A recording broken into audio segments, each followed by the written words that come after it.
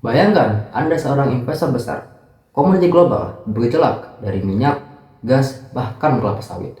Tapi di balik itu ada sebuah celah yang dapat dimasuki, yakni transformasi dari bahan mentah menjadi energi masa depan yang terbarukan.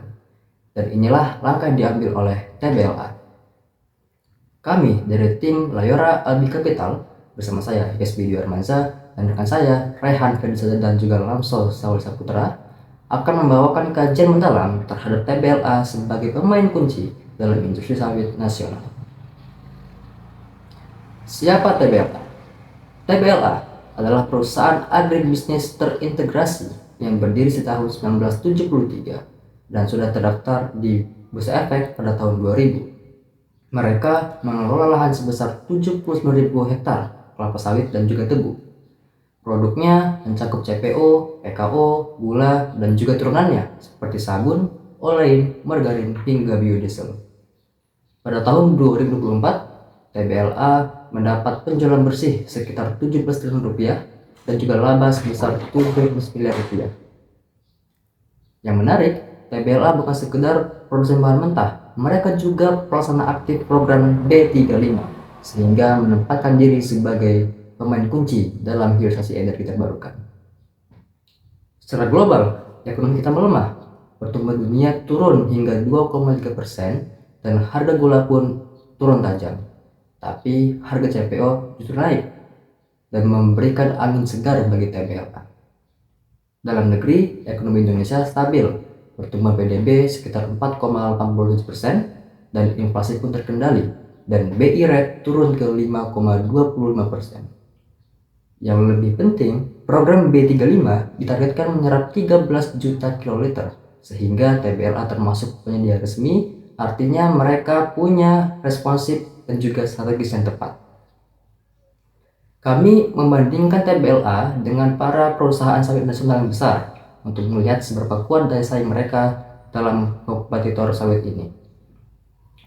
Indonesia saat ini menghasilkan 45 juta ton CPO dari 14,5 juta hektar lahan yang dimiliki.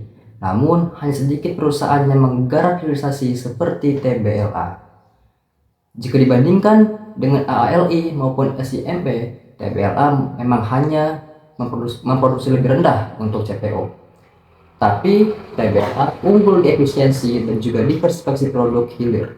Mereka juga menjalankan kemitraan plasma dan juga distribusi yang efektif. Kelemahannya, ekspor mereka hanya menyumbang 7,6% pendapatan, tetapi mereka juga menunjukkan potensial untuk melaksanakan ekspansi. Tinjauan terhadap kinerja umum perusahaan menunjukkan tren yang cukup positif. Setelah mengalami penurunan pendapatan dan laba bersih pada tahun 2023, TBLA berhasil mencatat pemulihan signifikan di tahun 2024 dengan pendapatan usaha sebesar 17,410 triliun rupiah dan laba bersih sebesar 701 miliar rupiah. Salah satu aspek yang paling mencolok adalah pertumbuhan ekuitas yang stabil dan menguat setiap tahunnya dari 6,832 triliun rupiah menjadi 8,723 triliun di kuartal pertama 2025. Hal ini menandakan bahwa secara fundamental, modal perusahaan cukup kokoh dan menunjukkan kemampuan untuk bangkit dari tekanan pendapatan. Dari sisi profitabilitas, terjadi dinamika yang menarik. Di satu sisi, margin keuntungan mulai menunjukkan pemulihan dengan gross profit margin dan net profit margin masing-masing mencapai 17,46% dan 4,90% pada kuartal pertama 2025. Namun, di sisi lain, efektivitas perusahaan dalam menghasilkan laba dari modal dan aset justru menurun. Return on equity tercatat merosot dari 11,73% menjadi hanya 3,15%. Sementara return on asset melemah hingga ke level 0,98%. Kondisi ini menandakan bahwa perbaikan margin belum sepenuhnya diikuti oleh peningkatan efisiensi penggunaan modal dan aset. Penurunan efisiensi operasional menjadi salah satu isu utama yang dihadapi perusahaan. Hal ini tercermin dari rasio total aset turnover yang turun drastis dari 0,7 pada tahun 2022 menjadi hanya 0,2 di kuartal pertama 2025. Artinya, kemampuan aset dalam menghasilkan pendapatan semakin lemah dan menjadi penyebab turunnya return on asset. Selain itu, tekanan solvabilitas meningkat tajam dengan debt to equity ratio melonjak ke angka 2,21, sebuah level yang menunjukkan struktur pendanaan perusahaan didominasi oleh utang dan meningkatkan risiko keuangan secara signifikan.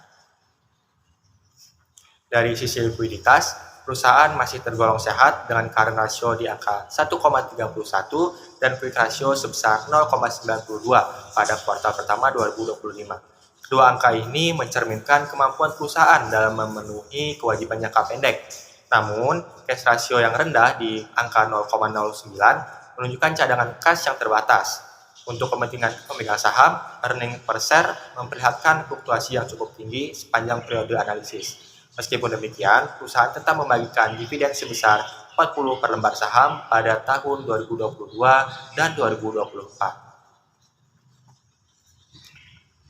Valuasi saham TBLA dilakukan dengan metode valuasi relatif, yaitu dengan membandingkan rasio keuangan perusahaan terhadap rata-rata pesaing di sektor perkebunan sawit seperti AALI, LSIP, dan SIMP.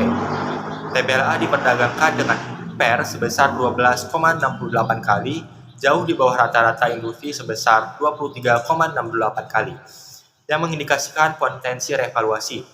Berdasarkan analisis, estimasi harga wajar TBLA berada di dalam rentang 622 hingga 1083, dengan potensi kenaikan antara 7,2% hingga 86,7% dari harga per 31 Maret 2025. Bahkan dalam pendekatan konservatif tanpa AALI, target harga tetap menarik di angka 746. Namun, tingginya rasio utang terhadap ekuitas sebesar 2,21 kali menjadi faktor utama yang menyebabkan pasar memberikan diskon valuasi terhadap saham ini. Dengan mempertimbangkan peluang dari risikonya, strategi yang disarankan bagi investor saat ini adalah hold sambil menanti perbaikan struktur keuangan perusahaan. Selanjutnya, yaitu resiko investasi. Resiko investasi meliputi beberapa aspek. Aspek yang pertama yaitu fluktuasi harga komoditas. Risiko ini disebabkan oleh harga CPO dan gula yang tidak stabil. Risiko kedua yaitu risiko bayar piutang. Persentase piutang perusahaan terhadap aset cukup besar, yaitu dengan persentase 29%. Risiko ketiga yaitu likuiditas dan leverage. Kemudian risiko yang keempat yaitu gangguan rantai pasok dan produksi yang disebabkan oleh faktor demografi dan juga kerusakan pada mesin. Risiko yang kelima yaitu risiko perubahan regulasi dan kebijakan. Dan risiko yang terakhir yaitu risiko reputasi. Sebagai kesimpulan, berdasarkan hasil analisis secara makro, industri, dan keuangan, serta valuasi perusahaan, kami memberikan rekomendasi hold terhadap saham TBLA dengan target harga senilai Rp1.083 dengan potensial upside plus 80,7% dari current price-nya per 31 Maret 2025 di harga Rp580. Ada 3 tesis yang menjadi landasan. Yang pertama, yaitu valuasi perusahaan yang relatif masih rendah di antara para pesaing. Yang kedua, yaitu nilai saham yang diperdagangkan di bawah pada nilai buku. Kemudian yang terakhir adalah sektor bisnis perkebunan sawit masih relevan dan menarik untuk jangka menengah sampai jangka panjang. Untuk tata kelola dan keberlanjutan, perusahaan PT Tunas Baru Lampung menerapkan Good Corporate Governance yang mengacu pada OECD dan juga OJK. Prinsip yang diterapkan yaitu ada transparansi, akuntabilitas, responsibilitas, independensi, dan juga keadilan. Dengan menerapkan prinsip ini, memicu dampak positif bagi perusahaan yaitu mencegah korupsi, meningkatkan reputasi perusahaan, penguatan pada bidang manajemen risiko, dan juga keberlanjutan jangka panjang untuk perusahaan. Sekian hasil analisis dari kami. Terima kasih.